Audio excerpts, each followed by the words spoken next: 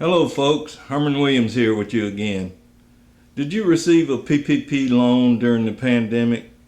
Are you expecting that loan to be forgiven, or do you plan to pay it back? Well, if you expect your loan to be forgiven, you need to make sure you watch this video so that you understand the requirements for having your loan forgiven. Now, I'm also going to leave some links in the description below to the application and other information that you will need in order to apply for forgiveness. If you're new to this channel, I hope you will please take a moment to subscribe, and don't forget to smash that notification bell so that you will be notified when new videos are published. Also, if you like the content, please give it a thumbs up. If not, please give it a thumbs down. And don't be afraid to leave your comments, good or bad. It only helps me get better with the content that I provide for you.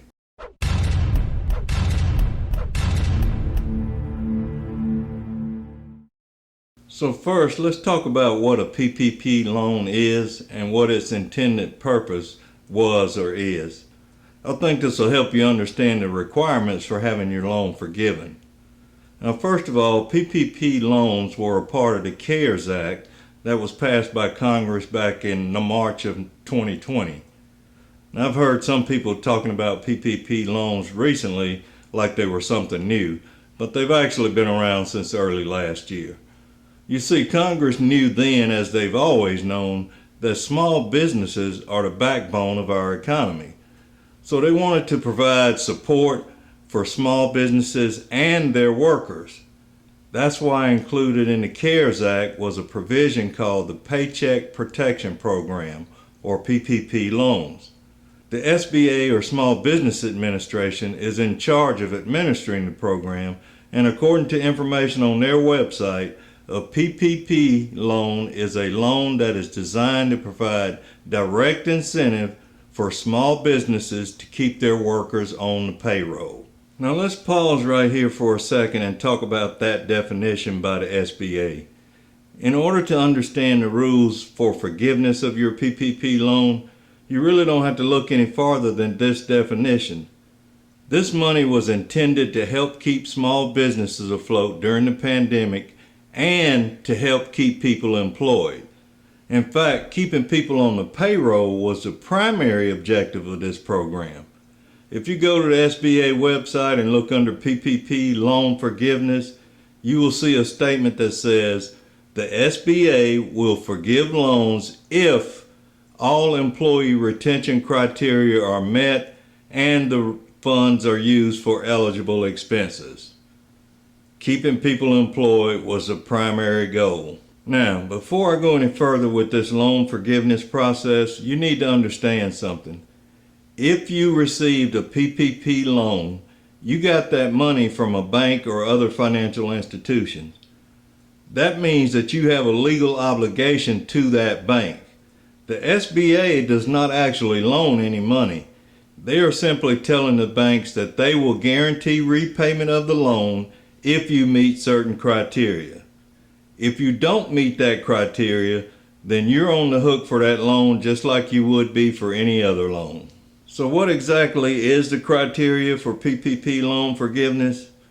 Well, when PPP loans were first started, you had what was known as your covered period. This was a period of 8 to 24 weeks after your funds were distributed. The covered period is the time frame in which you have to show that the money was used for eligible expenses. After the covered period, you had to submit your application for forgiveness. But in December of 2020, some of the rules were changed, and now the borrower can select the 8 to 24 week period up to the maturity date. This allows you some flexibility in selecting what time frame you're saying the money was actually used. It just has to be a period after your loan proceeds were distributed to you. For loans that were distributed prior to June 5th, 2020, the maturity period is only 2 years. For loans distributed after June 5th, 2020, the maturity period is 5 years. In either case, once the maturity period is reached, you must either have documented approval of forgiveness from the SBA or the loan is no longer deferred and becomes your responsibility to pay it back. The maturity date is important because once that date is passed, unless your approval application is still pending, you can no longer submit documentation to request forgiveness. Now let's look at the actual criteria for loan forgiveness. The criteria that the SBA will be looking for is 1, that employee and compensation levels are maintained. This means that from the time of your loan application to the maturity date, you must still have at least as many employees as when the loan was approved, and their pay levels cannot have decreased. The second criteria for approval of loan forgiveness is that the loan proceeds have to have been spent on payroll costs and other eligible expenses. Examples of other eligible expenses include things like business mortgage interest, rent, utilities, and other employee protections related to COVID-19. This can be things like masks, sanitizing equipment, and protective barriers. The third criteria that must be met is that at least 60% of the loan proceeds must be spent on payroll costs. Payroll costs can include not only wages, but the cost of other employee protections such as workers' compensation, health benefits, and a few others. Now you can see why it's called the Paycheck Protection Program. The primary goal was to keep employees on the payroll. That's why 60% of the money has to be spent on payroll costs. So how do you ensure you will have the best chance at receiving forgiveness for your PPP loan? Well, as you can imagine, documentation will be critical. If you haven't started already, you need to start now getting your ducks in a row. Make sure you have documented proof of how the money was spent. Remember, 60% of it has to have gone towards payroll costs. So make sure you have records to support that. Okay, so when you are ready to apply for loan forgiveness, contact your lender, not the SBA, and request the proper forms. Not everyone will complete the same forms, but your lender should know which forms are correct for your specific loan. Once you have the correct forms, compile your documentation. You may need bank account statements or third-party payroll service provider reports documenting the amount of cash paid to employees. You may also need payroll tax filing reports and state quarterly business and individual employee wage reporting and unemployment insurance tax filings reported or that will be reported to the relevant state. You will also need payment receipts, canceled checks, or account statements documenting the amount of any employer contributions to employee health insurance and retirement plans that you included in the forgiveness amount. For non-payroll expenses, you need to be able to provide documentation of any business mortgage interest payments, business rent or lease payments, and business utility payments. Once you have your documentation and your application for forgiveness compiled, submit this application to your PPP lender. After submitting your application, continue to communicate with your lender about the status of your forgiveness.